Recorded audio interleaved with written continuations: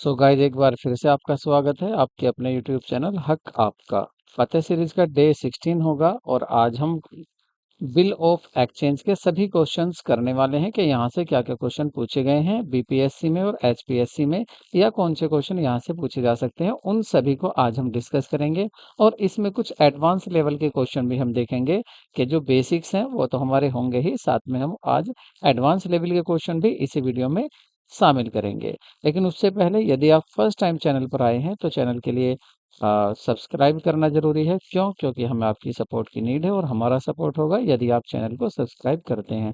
आपके सब्सक्राइब करने में कोई लॉस नहीं होगा क्योंकि आपको तो सिंपल प्रेस करना है, लेकिन हमें ये मोटिवेशनल का वर्क करेगा। हम मोटिवेटेड होते हैं यदि हमारे सब्सक्राइबर बढ़ते हैं। और आपका बहुत बहुत धन्यवाद, क्योंकि सब्सक्राइबर आपकी सपोर्ट से डेली बढ़ते जा रहे हैं। तो शुरू करते हैं आज की वीडियो का फर्स्ट क्वेश्चन। तो आपको क्या करना क्या है, देखिए आपके ये ऑप्शन है ए बी सी डी। चार ऑप्शन दिए हुए हैं आपको, चारों में से आपको कोई एक ऑप्शन चूज करना है ए बी सी डी में से। और वो कैसे, आपको असर्शन दिया हुआ है, रीजन दिया हुआ है। असर्शन में आपको बताया गया है कि कोई स्टेटमेंट दिया हुआ है, अब वो आपको देखना है आर भी सही है, ए भी सही है, आर भी सही है। और आपको ये भी देखना है साथ में कि जो आपका ए है, आर आर जो है ये क्या ए को एक्सप्लेन करता है, आपको साथ में ये भी देखना है। तो देखते हैं यहाँ पर क्या है। फर्स्ट कह रहे हैं bill at sight means bill in which no time for payment is mentioned. देखिए बिल एट साइट का अर्थ वह बिल है जिसमें भुगतान के लिए कोई समय नहीं बताया गया है, कोई समय नहीं दिया गया कि इसका भुगतान कब होगा। इट मीन्स इसको बोलते हैं बिल बिल एट डिमांड या बिल फॉर डिमांड। मतलब जब भी ये बिल प्रेजेंट किया जाता है तभी पेमेंट करना होता है। तो इसमें यही बात कही गई है, तो बात तो सही कह रहा है। बिल एट साइट का मीन्स क्या होता है, एक ऐसा बिल होता है जिसका कोई टाइम होता ही नहीं है, जब भी ये पेश किया जाएगा, प्रेजेंट किया जाएगा, तो इसका पेमेंट करना पड़ेगा। तो बात सही है।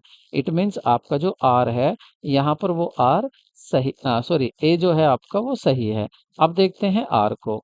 आर कह रहा है it is payable on the demand, कि यह डिमांड पर पेबल किया जाता है व्हेन इट इज प्रेजेंटेड। ये भी बात सही है कि जब भी इसकी डिमांड होगी तभी इसको क्या किया जाता है, जब भी इसकी डिमांड होगी तभी इसका पेमेंट किया जाता है। और देखिए इसके बारे में ये ए के बारे में आर बिल्कुल सही बात कह रहा है, क्योंकि देखिए इसमें क्या कहा गया था, ए में कहा गया था कि बिल एज साइट एक ऐसा बिल है जिसमें कोई पेमेंट का टाइम नहीं होता, ये कह दिया, बात सही कही गई। लेकिन इसको डिफाइन आगे किया है कि ये एक ऐसा होता है जो डिमांड पर पेबल होता है, और जब भी आप इसको प्रेजेंट करेंगे इसका पेमेंट करना पड़ेगा। तो ए भी सही है, आर भी सही है, और ए की सही एक्सप्लेनेशन आर कर रहा है।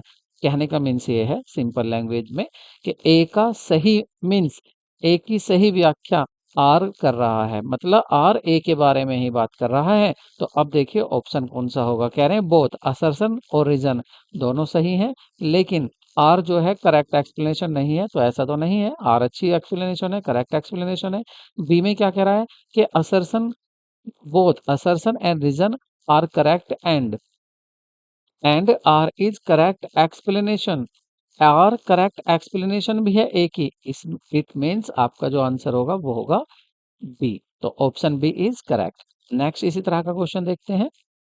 तो इसमें कहा गया है when the bill is send to the bank for collection. देखिए कलेक्शन के लिए जब बैंक बिल भेजा जाता है, मान लेते देखिए ए है और ये बी है। ए ने बी को, ये सेलर है, ये क्या है आपका सेलर है, इसने माल किसको सेल किया है, बी को। ए ने एक बिल ड्रॉ किया है और इस पर एक्सेप्टेंस ले ली है किससे, ए बी से। अब ए के पास बिल है, ए क्या करता है अपने बैंक में इसको भेज देता है, कि बैंक से कहता है कि भाई इस बिल को आप ले लो कलेक्शन के लिए, और बी से पैसा लाकर जब टाइम हो जाए और मेरे अकाउंट में जमा कर देना इस पैसे को। तो इसको बोलते हैं बिल सेंड टू कलेक्शन, के बिल को कलेक्शन के लिए भेजा गया।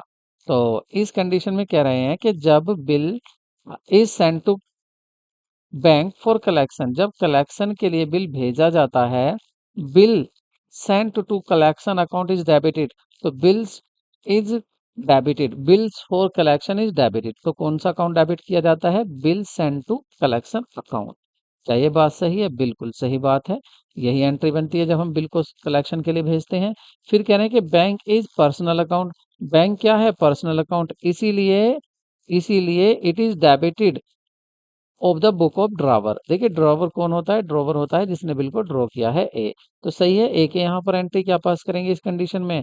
आप करेंगे एंट्री पास के bills for collection account debit, और टू टू इसके यहाँ से क्या गया? बी आर चला गया। ठीक है, ये एंट्री पास होती है। तो सही बात है, ए भी सही कह रहा है, आर भी सही कह रहा है, और ए के बारे में ही बात कर रहा है आर भी, कि आप उसको डेबिट कर रहे हैं। क्यों डेबिट किया? क्योंकि ये पर्सनल अकाउंट था बैंक। तो दोनों बात सही है, तो इसका भी ऑप्शन क्या होगा करेक्ट? इसका भी ऑप्शन आपका बी होगा।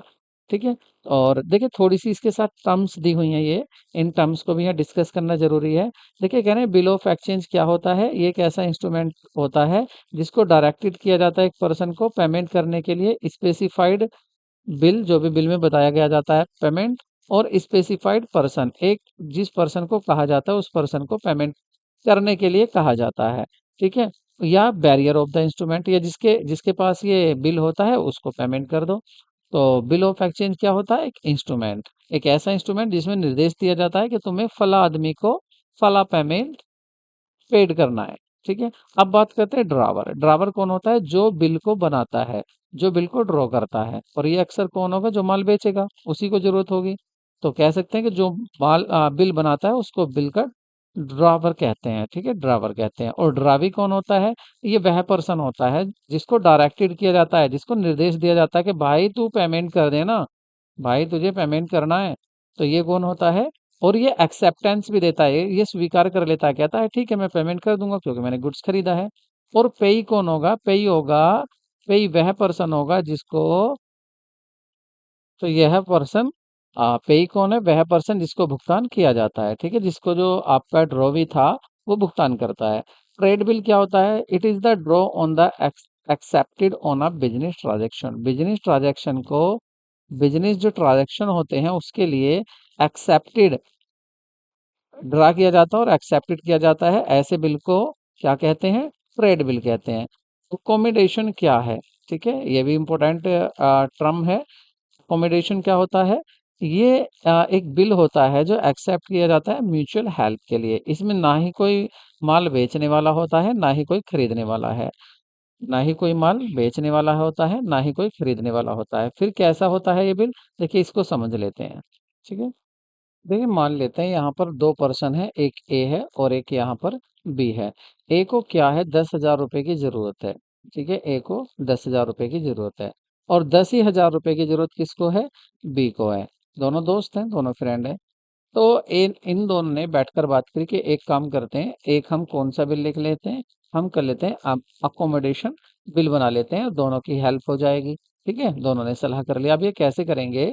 ए बिल लिखेगा, ए बिल लिखेगा इसके ऊपर, बी के ऊपर कहेगा कि आपको 20,000 रुपए का मुझे पेमेंट देना है, आपने मुझसे उधार ले रखे हैं। ठीक है, और इस बिल को पहुंचा देगा बी के पास। बी कहेगा, बी इस पर सिग्नेचर कर देगा, बी सिग्नेचर करके इसको वापस किसको लौटा देगा? ए को लौटा देगा कि ठीक है मैं आपको सही 3 महीने बाद इस पैसे को दे दूंगा, 20,000 को। अब बिल किसके पास आ जाता है?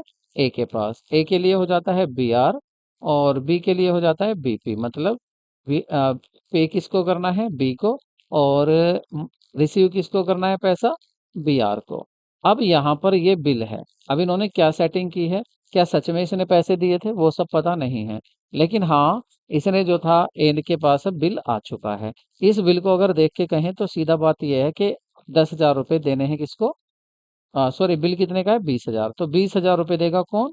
बी देगा। किसको देगा? ए को देगा। ठीक है, अब होता क्या है? ए इस बिल को लेके चला जाता है किसके पास? बैंक के पास, और कहता है देखो जी मेरे पास एक बिल है 20,000 रुपए का, और ये 3 महीने बाद इस ये मैच्योर होगा, इसका जो मैच्योरिटी डेट है वो 3 महीने बाद की है। तो 3 महीने बाद आप बी से 20,000 रुपए ले आना, मुझे आज आप 19,500 रुपए दे दो, मतलब डिस्काउंटेड कर लो इस बिल को, मुझे कम पैसे दे दो। बैंक क्या करेगा? बैंक इस किसको? ए को पैसे दे देगा। ठीक है, ए को पैसे दे देगा। अब बिल किसके पास है? अब बिल जो है वो है बैंक के पास। अब बैंक क्या करेगा? 3 महीने तक इंतजार करेगा। 3 महीने इंतजार करने के बाद इस बिल को लेकर पहुंचेगा बी के पास, और बी से कहेगा देखो जी बी, आपने ये बिल पर एक्सेप्टेंस दे रखी है, स्वीकृति दे रखी है, लाओ मुझे 20,000 रुपए दे दो। लेकिन इससे पहले ही क्या होगा? इस 3 महीने होने से पहले ही ए 2-4 दिन पहले ए अपने जो पैसे थे, जैसे भाई यहाँ से कितने मिले 19,500, तो अब इन्होंने पहले ही तय कर लिया था 10-10 हजार रुपये दोनों देंगे। तो ए अपने हिस्से के 10 हजार रुपये किसके पास पहुंचा देगा, बी के पास। उससे कहेगा कि बी 3 महीने होने वाले हैं, तेरे पास बैंक आएगा और तुझसे 20 हजार रुपये मांगेगा। तो वो जो 20 हजार रुपये तू देगा ना, उसके आधे तो देख मैं दे रहा हूँ, आधे तू अपने पास से मिलाना, क्योंकि यूज तो हम दोनों ने किए थे। तो बैंक को 20 हजार रुपये का पेमेंट कर देना। तो देखिए कैसा एक तरह से पागल बना दिया इन्होंने बैंक का। बैंक को रियल में नहीं पता कि ये बिल वैसे लिखा गया है ना। एक मतलब मान लेते हैं उसको नहीं पता। तो इन्होंने कोई माल भी नहीं बेचा और एक बिल बना लिया और अपना काम भी चला लिया, इनको पैसा भी मिल गया। तो ऐसे बिल को बोलते हैं अकोमोडेशन बिल। ठीक है, तो ये एक बिल होता है जो म्यूचुअल हेल्प के लिए, एक दूसरे के हेल्प के लिए लिखा जाता है। प्रोमिसरी नोट क्या है, ये एक ऐसा इंस्ट्रूमेंट है जो कि अंडरटेकिंग होता है maker to pay certain sum of money to order of the certain person or the bearer of the instrument. इसमें क्या होता है, जो प्रोमिसरी नोट में प्रोमिसरी नोट में प्रोमिस किया जाता है कि मैं उस आदमी को या जिसके पास ये नोट होगा उसको मैं पेमेंट करूंगा। ठीक है, मेकर कौन है, जो प्रोमिसरी नोट बनाता है वही बिल वो होगा मेकर। डिस्काउंटेड ऑफ बिल क्या है, देखिए अभी आपने देखा कि 20 हजार रुपये का बिल था और बैंक ने कितने रुपए दिए, एक को बैंक ने दिए 19,500 रुपये, क्योंकि एक को आज ही जरूरत थी। तो ये जो डिस्काउंट मिला है, इसको कहते हैं बैंक से बिल को डिस्काउंट कर लेना। तो आप बिल ऑफ डिस्काउंटेड समझ गए। होनरिंग ऑफ बिल क्या होता है, अगर बिल सही टाइम पर पेमेंट हो जाता है, 3 महीने का बिल था तो 3 महीने की पेमेंट हो जाती है, उसको बोलते हैं honouring of the bill. Dishonour of bill क्या होता है, देखिए इसी केस में आ जाइए वापस। अगर इस केस में ऐसा होता कि यहाँ 3 महीने का ये बिल था, 3 महीने बाद बैंक जाता किसके पास, बी के पास, और कहता भाई 3 महीने हो गए, लाओ पैसा दे दो और इस बिल को ले लो, और बी इस पैसे को ना देता, तो इसको बोलते हैं बिल का डिसऑनर्ड। ठीक है, बिल रद्द हो जाता। ठीक है, और डिसऑनर हो जाता बिल का। नोटिंग बिल क्या होता है, noting of a bill, bill का नोटिंग कराना क्या होता है, इट इज अ प्रोसीज, एक प्रोसीज होती है through which the bill is presented for the payment through a notary public.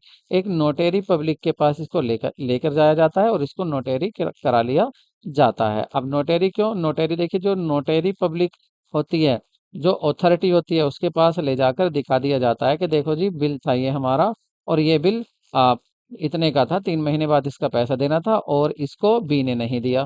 तो उस पर टिकट लगवा लेते हैं और उसको क्या करा लेते हैं, नोटरी करा लेते हैं। ठीक है, तो ये होता है आपका नोटरी ऑफ बिल।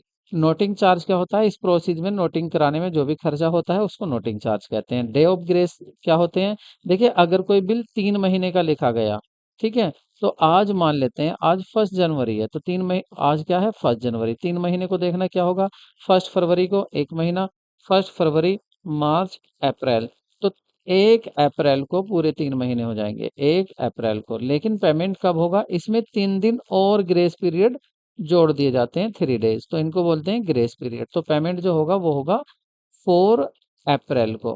पेमेंट कब होगा, 4 अप्रैल को, क्योंकि 1 अप्रैल को तो पूरे 3 महीने हो गए, लेकिन 3 दिन और जोड़ देते हैं। तो ये जो 3 दिन और जोड़ दे रहे हैं, they added to the date of maturity, इनको बोलते हैं grace period. Endorsing the bill, endorsing क्या होता है बिल, देखिए मान लेते हैं यहीं पर बात करते हैं, वापस से आ जाते हैं यहाँ पर, या एक नया पेज ले लेते हैं, नए पेज पर देखते हैं। तो यहाँ पर देखेंगे हम कि ये जो आपका एंडोर्सिंग द बिल है, transferring the bill to the another person by the holder, तो इसको देखते हैं, थोड़ा सा यहाँ समझते हैं। देखिए ए ने बी को माल बेचा है, ठीक है, और बी ने एक्सेप्टेंस दे दी किसको, ए को, और ए के पास एक बिल आ गया है, ए क्या कहेगा इसको, बी आर। ठीक है, बी आर कहेगा, कितने का बिल है, मान लेते हैं 10 हजार का बिल है। 10 हजार रुपये जैसे ही तीन तीन महीने का बिल है, 3 महीने हो जाएंगे, तो बी जो पेमेंट कर देगा किसको, ए को, और इस बिल को ए बी को दे देगा। ठीक है, लेकिन एक पर्सन और था यहाँ, सी। सी कौन था, सी के पैसे थे किस पर, ए पर। अब ए के पास ही आ गया, चलते चलते चलते चलते ये किसके पास पहुंच गया, ए के, और ए से कहा भाई मुझे आज ही पैसा दे, आज ही मुझे मेरे पैसे चाहिए, 10 हजार रुपये चाहिए। अब ए के पास पैसे थे नहीं, तो ए ने इस कंडीशन में क्या किया, ए ने कहा देख भाई मेरे पास पैसे तो है नहीं, तू लड़ ले, नाराज हो या कुछ भी हो, लेकिन पैसा मेरे पास नहीं है। एक काम तो हो सकता है, एक मेरे पास एक बिल है, इस बिल को तू ले जा, जैसे ही 3 महीने होंगे तू बी के पास चले जाना और इससे पेमेंट ले लेना। सी ने सोचा, भगते भूत का लंगोटा ही सही, चलो कुछ तो मिल रहा है। सी ने क्या किया, इस बिल को ले लिया। ठीक है, अब ये बिल लेकर सी अब वापस आ गया। ठीक है, वापस आकर अपने घर आकर बैठ गया। अब आप बताइए बिल किसके पास है। अब ये बिल किसके पास है, सी के पास ये बिल है। जैसे ही 3 महीने हुए, सी ने देखा भाई ये बिल तो 3 महीने का था, आज टाइम होगा। अब सी जाएगा किसके पास, सी जा रहा है बी के पास और बी से कहेगा लो जी ये आपका लिखा हुआ बिल है, इस बिल को ले लो और हमें 10,000 रुपये दे दो। बी इसको पेमेंट कर देगा। तो ये जो इसने ए ने क्या किया था, सी को बिल दे दिया था, इसको बोलते हैं बिल का बेचान करना। क्या बोलते हैं, बिल का बेचान करना, बेच देना बिल को। और इंग्लिश में इसको क्या बोलते हैं, एंडोर्सिंग, एंडोर्सिंग द बिल। ठीक है, एंडोर्सिंग द बिल। और जब एंडोर्सिंग ऑफ बिल होती है तो एंट्री क्या पास होती है, तो देखिए अगर इसके यहाँ देखें ए के यहाँ क्या एंट्री होगी, तो ए के यहाँ पर एंट्री होती है कि ए इस सी को डेबिट कर लेता है, सी को डेबिट कर लेता है। ए के पास से क्या चला गया, बी आर चला गया। ये एंट्री पास कर लेता है कौन, ए। बी को तो नहीं पता एंडोर्स पर, तो याद रखना जब एंडोर्स होता है, बिल कलेक्शन के लिए भेजा जाता है या डिस्काउंटेड किया जाता है, तो बी के यहाँ कोई एंट्री नहीं होती, बस ए के यहाँ एंट्री हो रही है। बी के तो यहाँ तभी एंट्री होगी जब पेमेंट के लिए पहुंचेगा कोई। ठीक है, तो अब चलते हैं अपना वापस से क्वेश्चन पर चलते हैं, देखते हैं हमारे क्वेश्चन कैसे कैसे पूछे जा रहे हैं। तो which of the following as a feature of the bill of exchange, bill of exchange का कौन सा फीचर होता है आपको वो बताना है। कह रहे हैं ये एक रिटर्न डॉक्यूमेंट होता है, बात सही है। ये एक ऑर्डर होता है पेमेंट का, ये भी बात सही है। अनकंडीशनल ऑर्डर होता है शर्त रहित, ये भी सही है। तो इसमें सही ऑप्शन क्या होगा, मोर देन वन। ऑप्शन क्या होगा सही, मोर देन वन। करेक्ट आपका डी होगा। और ये आपका जो पूछा हुआ है, बीपीएससी ने ये क्वेश्चन पूछा है। ठीक है, बीपीएससी ने टीआरई में ये पूछा हुआ क्वेश्चन है, आप इसको देख सकते हैं। प्रीवियस पेपर में मैंने, अच्छा मेरे प्रीवियस पेपर अगर आपको चाहिए, जैसे टीआरई 1 के चाहिए, 2 को चाहिए, 3 के चाहिए, ये सभी मेरे टेलीग्राम चैनल पर आपको मिल जाएंगे। आप वहां से इसको फ्री ऑफ कॉस्ट प्राप्त कर सकते हैं सभी प्रीवियस पेपर को। ठीक है, सभी मैटर आपको बीपीएससी हो या एचपीएससी, सभी का मैटर वहीं पर ही आपको मिल जाएगा। नेक्स्ट क्वेश्चन देखते हैं, नेक्स्ट क्वेश्चन देखते हैं। On dishonour of the discount discountable bill, on dishonour of discounted bill, which account is created by the drawer. जो ड्रॉवर मतलब बिल बनाने वाला है, उसके द्वारा किसको डेबिट किया जाएगा। अब देखिए यहाँ पर भी आपका बीपीएससी में क्वेश्चन पूछा गया है, ये भी आपका प्रीवियस पेपर से ही लिया गया है। तो यहाँ पर देखते हैं क्या होगा ऐसी कंडीशन में। ये कौन सी कंडीशन को डिफाइन कर रहा है, ये उस कंडीशन को कह रहा है कि जो आपका बेचने वाला माल था ए, मैं थोड़ी इंक चेंज कर लेता हूँ यहाँ पर, बस अब आपको सही सही दिख जाएगा। ठीक है, तो देखिए ए कौन था, माल बेचने वाला। बी कौन था, माल खरीदने वाला। बिल लिखा किसने, ड्रावर कौन था, ए था। और ड्रावी कौन था, बी था। ठीक है, बी ने एक्सेप्टेंस दी, ए ने एक्सेप्टेंस ली। ए ने क्या किया, ए को पैसे की जरूरत हुई और ए पहुंच गया बैंक के पास और बैंक से बिल को डिस्काउंटेड कर लिया। बैंक से कहा कि बैंक आप इस बिल को रख लो और मुझे थोड़े कम पैसे दे दो, मुझे आज ही जरूरत है पैसे की। और जब 3 महीने का बिल है तो 3 महीने बाद आप बी के पास चले जाना और बी से पैसे ले आना। 3 महीने बाद होता क्या है, बी पहुंचता है ए के पास, सॉरी बैंक पहुंचता है बी के पास और कहता है बी ये आपका बिल था, इसको ले लो, पैसा मुझे दे दो क्योंकि मैंने पेमेंट ए को कर दिया था। लेकिन बी यहाँ पर पैसा नहीं दे पाता, बी असमर्थ है पैसा देने में, किसको, बैंक को। तो इस कंडीशन में ये जो ड्रावर था, ये जो माल बेचने वाला था, ये अपने यहाँ क्या एंट्री करेगा, तो ये अपने यहाँ एंट्री पास करेगा, बी को तो ये डेबिट करेगा, बी को तो ये डेबिट करेगा क्योंकि बी से ये पैसा लेगा।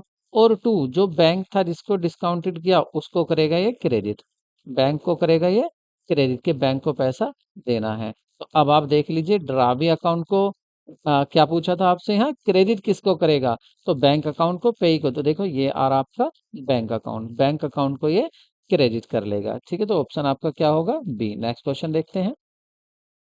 Under right under what under what drawer and payee of the bill of exchange in the same person. Circumstances. तो कौन सी ऐसी परिस्थिति है जिसमें आपका जो आपका जो पेई होता है, जिसको पैसा दिया जाता है वो भी, जो पैसा लेता है वो पर्सन भी, और साथ में ड्रावर, दोनों एक ही पर्सन होते हैं। तो ये कब होता है? जल्दी से बताइए कब होगा? ये होगा आपका जब drawer retain the bill till maturity, जब बिल का लेखक बिल को अपने पास ही रखता है। 3 महीने का बिल था, 3 महीने का बिल था, देखो ये वही कंडीशन है। एक तरफ कौन था? ए था। एक तरफ कौन था? ए था। और एक तरफ कौन था? बी था। ठीक है। बी ने बिल लिखा 3 महीने का, ए के पास आ गया। अब 3 महीने का बिल था, 3 महीने तक ए ने ही अपने पास रखा। तो यहाँ जो पेमेंट मिलेगा ना वो ए को ही मिलेगा, और बिल बनाने वाला भी ए ही था। बी ने तो इस पर अपनी एक्सेप्टेंस दी थी। तो ध्यान रखना, बिल बनाता कौन है? जिसको जरूरत है पैसे की, और वो इससे कहता है आप भी सिग्नेचर करो इस पर और लिखो कि हाँ मैं पेमेंट करूंगा। तो यहाँ पर आपका पेई मतलब जो पैसा लेगा, और जिसके पास बिल है वो एक ही पर्सन है।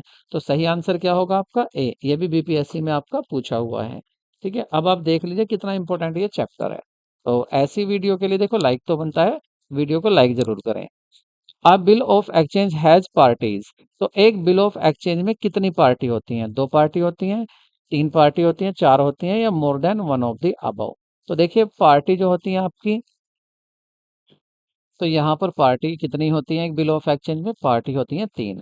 एक बिल को लिखने वाला बिल आपका ड्रावर, एक बिल को स्वीकृति देने वाला ड्रावी, और एक पेई जिसको पेमेंट किया जाता है। तो 3 पार्टी होती हैं, और ये हमारे नोट्स में भी आपको दिखाया गया है। तो सही ऑप्शन क्या होगा? ए। नेक्स्ट क्वेश्चन देखते हैं।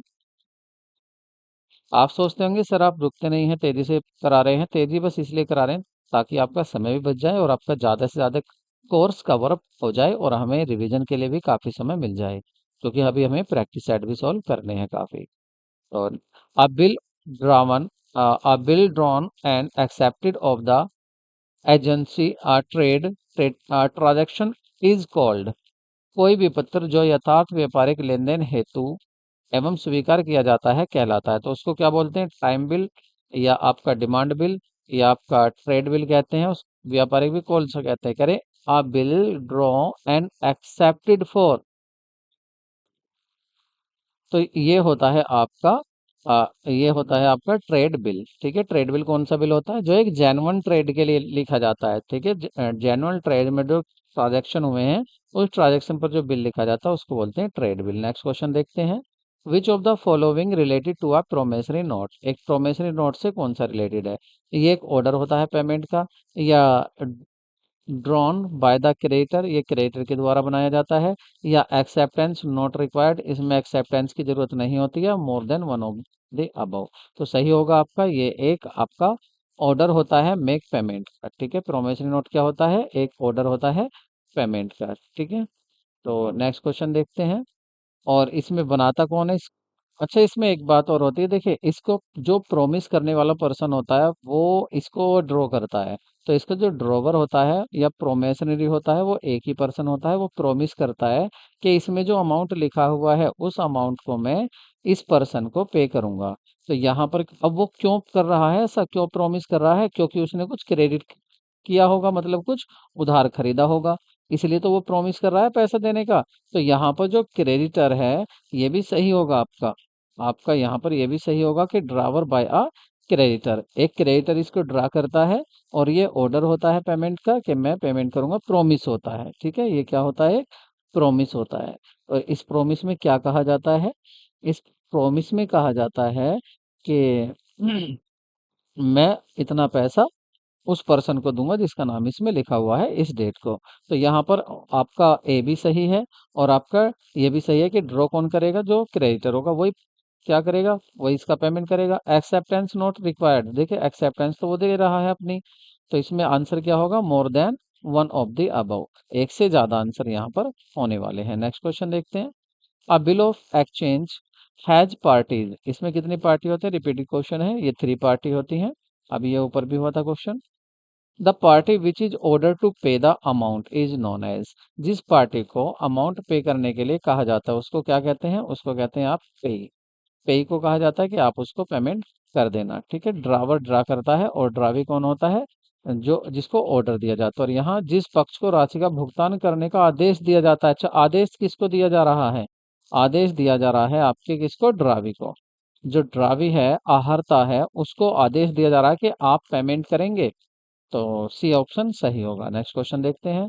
The days are added the days are added for the ascertaining the date of maturity, these are known as the days. तो ये मैंने शुरू में ही बता दिया था, क्या होते हैं ये आपके? ये होते हैं ग्रेस। ठीक है, डे ऑफ ग्रेस भी इनको कह देते हैं। जैसे 1 जनवरी को आपने बिल लिखा था, मैंने शुरू में बताया था 3 महीने का बिल था, तो 1 अप्रैल को पूरे 3 महीने हो जाएंगे, लेकिन पेमेंट 3 दिन और जोड़ देंगे, 4 अप्रैल को पेमेंट होगा। तो ये जो 3 दिन और ऐड किए हैं, इनको बोलते हैं डे ऑफ ग्रेस या ग्रेस पीरियड। ठीक है, नेक्स्ट क्वेश्चन देखते हैं। Sorry. A bill of exchange can not be, क्या नहीं हो सकता बिल? एंडोस्ड, क्रॉस्ड, एक्सेप्टेड या नन ऑफ द अबव। तो आंसर होगा none of the above. Endorse मतलब बेचा जा सकता है किसी को, क्रोज्ड हो सकता है, क्रोज्ड हो सकता है, एक्सेप्टेड हो सकता है, स्वीकृत भी हो सकता है, या नन ऑफ दीज, या इनमें से कोई नहीं। तो बिल क्या हो सकता है? तो इसमें पूछा है क्या नहीं हो सकता। तो देखिए, ये तो सभी हो सकते हैं, तो कह रहे हैं नन ऑफ दीज, इनमें से ऐसा कोई नहीं है जो नहीं हो सकता। इसका मतलब ये सभी हो सकते हैं, तो ऑप्शन क्या होगा? डी। नेक्स्ट क्वेश्चन देखते हैं। आ 4 मंथ बिल, एक 4 महीने का बिल था जो ड्रा किया गया था 1 जनवरी को 2012 को, विल बी मैच्योर और payment on first payment on. अब उसका पेमेंट कब होगा? अब आप देखिए, 4 महीने का बिल है, और कब लिखा गया है? 1 जनवरी को लिखा गया है। तो देखिए, जनवरी, फरवरी, मार्च। फरवरी में 1 महीना होगा, फरवरी, मार्च, अप्रैल, मई। तो यहाँ पर जो 1 मई होगा, यहाँ पूरे 1 मई में, 1 मई में आपके पूरे कितने मंथ हो जाएंगे? 4 महीने पूरे हो जाएंगे। अब यहाँ ग्रेस पीरियड भी देना है, तो 3 दिन क्या मिलेंगे? Grace period. तो पेमेंट कब होगा? 4 मई को पेमेंट होगा। ठीक है, 4 मई को पेमेंट करेंगे, तो ऑप्शन क्या होगा करेक्ट? ऑप्शन होगा आपका बी। नेक्स्ट क्वेश्चन देखते हैं। Bill of exchange is renewed generally at the request of, कौन रिक्वेस्ट कर सकता है कि बिल को दोबारा बना दो? तो देखिए, एक होता है ड्रावर, एक होता है ड्रावी। ठीक है, ए ने बिल बनाया है किसके ऊपर? बी के ऊपर। बी ने इसको क्या दे दिया? एक्सेप्टेंस दे दिया। बिल किसके पास आ गया है? ए के। अब जब 3 महीने का बिल था, 3 महीने होने को आए, बी ने देखा मैं पैसा नहीं दे सकता, बी पहुंचेगा ए के पास और कहेगा कि भाई मैं पैसा देने में असमर्थ हूँ, एक काम कीजिए, इस बिल को, जो भी आपका 1,000 रुपये का बिल है, इस बिल को आप रद्द कर दीजिए, कैंसिल कर दीजिए, और इसकी जगह एक तो 1,000 रुपये आपके पिछले, प्लस जो भी आपका इस पर ब्याज हो, 100 रुपये का 10% भी ब्याज हो, तो आप 1,100 रुपये एक नया बिल बना लो। तो ये कौन कौन अनुरोध कर रहा है, कौन रिक्वेस्ट कर रहा है? बी कर रहा है ना, और बी को क्या बोलते हैं? ड्रा भी बोलते हैं। और यही पूछा गया था कि बिल ऑफ एक्सचेंज को नया रिन्यू करने के लिए कौन रिक्वेस्ट करता है? Requested of the bill of exchange is renewed generally at the request of drawee, drawee के द्वारा रिक्वेस्ट की जा सकती है बिल को दोबारा बनवाने के लिए। अब promissory note is made by, तो प्रोमेसरी नोट कौन बनाता है? जो सेलर होता है, माल को बेचता है? नहीं। जो परचेजर होता है, माल को खरीदने वाला? बिल्कुल। तो क्या हो जाएगा आपका? परचेजर। परचेजर वह व्यक्ति होता है जिसने उधार माल खरीदा है और वो प्रॉमिस करता है कि मैं पैसा दूंगा। तो प्रोमेसरी नोट क्या होगा? जो परचेजर देता है। नेक्स्ट क्वेश्चन देखते हैं। if the Ram accept which was the endorsed by us favor of the Salim is dishonored, then amount will be debited in our book too। कह रहे हैं, देखिए क्वेश्चन को पहले समझिए, क्वेश्चन क्या है। हम अपनी बात करते हैं, हम है वी। हम कौन है? वी मीन्स हम। वी हमने क्या किया था? कह रहे राम्स एक्सेप्टेंस, हमने राम को कुछ माल बेचा होगा, राम को माल बेचा था और राम से कहा था हमें पैसे दे दो। राम ने लेकिन नहीं दिए, हमने एक बिल लिखा और बिल पर क्या ले ली? एक्सेप्टेंस ले ली, स्वीकृति ले ली राम की। राम ने अपनी स्वीकृति दे दी, सिग्नेचर कर दिया कि हाँ मैं इस पेमेंट कर दूंगा। तो ये कहलाएगी राम्स एक्सेप्टेंस। तो राम ने स्वीकृति दी है हमें, हमें राम ने स्वीकृति दे दी, बिल हमारे पास आ गया। अब हम इंतजार कर रहे थे, लेकिन उससे पहले कोई हमारा लेनदार आ गया, हमसे कहने लगा भाई पैसे दे दो, उसका नाम था सलीम। ठीक है, उसका नाम क्या था, सलीम। हमने उसे पैसे ना देकर ये बिल दे दिया, ले भाई सलीम आप इस बिल को ले जाओ, जैसे 3 महीने हो आप राम के पास जाना, पेमेंट ले लेना।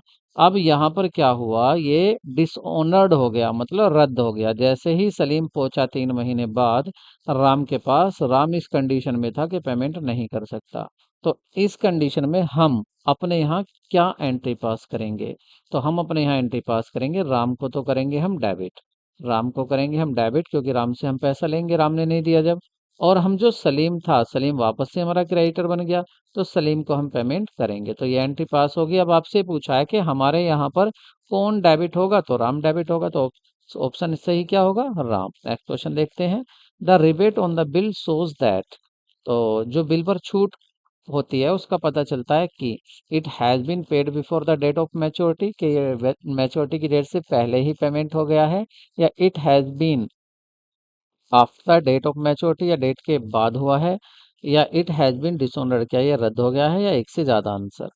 तो ये दिखाता है कि बिल जो था टाइम से पहले ही पेमेंट हो गया है। आपको पता है ना, जैसे ए के पास बिल था किसका, बी का, लेकिन बी ए को आज ही पैसे की जरूरत थी, तो ए ने क्या कर लिया था, इसको बैंक से भुना लिया था। और भुनाने के बाद क्या हुआ था, कुछ रिबेट भी यहाँ थी, बैंक ने कुछ रिबेट भी दी, बैंक ने पूरा पैसा नहीं दिया, कुछ पैसा कम दिया। तो ये जो था ये रिबेट कब थी, कि आपने डेट से पहले ही, या ऐसा सॉरी, ये तो था डिस्काउंटेड। हुआ क्या यहाँ पर कि देखिए, बिल किसके पास था, ए के पास। तो ए ने कहा बी से कि अगर आप इसका पेमेंट 3 महीने से पहले कर दोगे तो मैं आपको कुछ छूट दूंगा। तो ये जो रिबेट थी ये क्या है, ये रिबेट दिखाती है कि हाँ भाई बिल मैच्योरिटी डेट से पहले पेमेंट हो गया है बिल का। ठीक है, नेक्स्ट क्वेश्चन देखते हैं। Feature of the promissory note, ये प्रोमेसरी नोट के फीचर्स हैं, आप इसको भी देख लेना, क्योंकि अभी प्रोमेसरी नोट के बारे में थोड़ा सा आया था। तो ये अनकंडीशनल होता है, और ये अंडरटेकिंग होता है to pay the specific amount. मैं सही कर देता हूँ इसको, यहाँ पर स्पेसिफिक अमाउंट आएगा। ठीक है, तो ये स्पेसिफिक अमाउंट के लिए होता है। ठीक है, स्पेसिफिक अमाउंट के लिए। It is drawn the side by the maker, मतलब जो प्रोमेसरी होता है वो मेकर भी होता है, और वो इसको बनाने वाला भी होता है। स्पेसिफिज एक नाम होता है इसमें, जिसको पता होता है पेमेंट किसको करना है और कितना पेमेंट देना है, और इसकी डेट भी पता होती है कि किस दिन पेमेंट करना है, वो डेट भी इसमें दी हुई होती है। तो यहाँ पर पार्टी की अगर बात करें, प्रोमेसरी नोट में पार्टी, जो टू पार्टीज होती है नेमली, उनका नेम क्या क्या होता है, एक मेकर होता है, एक पेई होता है। मेकर जो बिल को बनाता है, और पेई जिसको पेमेंट किया जाता है। तो यहाँ पर आपका जो था टोटल, यहाँ मैंने आपको देखिए नोट्स भी दिए हैं साथ में आपको। आज मैंने पिछली वीडियो में, मैंने पहले भी ये वीडियो बनाई थी, लेकिन मैंने एडवांस क्वेश्चन शामिल नहीं किए थे, आज मैंने एडवांस क्वेश्चन भी शामिल किए हैं। और यहाँ पर आज की हमारी वीडियो कंप्लीट हो जाती है। आप कमेंट करके ज़रूर बताएं वीडियो कैसी लगी। देखिए, ये तो आपका, जब आपका हक है, हमारे चैनल का नाम भी है, आपका हक है ऐसा मटेरियल लेने का, तो आपकी रेस्पॉन्सिबिलिटी भी है, आपकी जिम्मेदारी भी है। And your responsibility says that you should tell us, do you like this video और you don't like this video. If you like this video, so please write in comment video is good, और video needs correction। So मिलते हैं next video में। Take care, bye bye.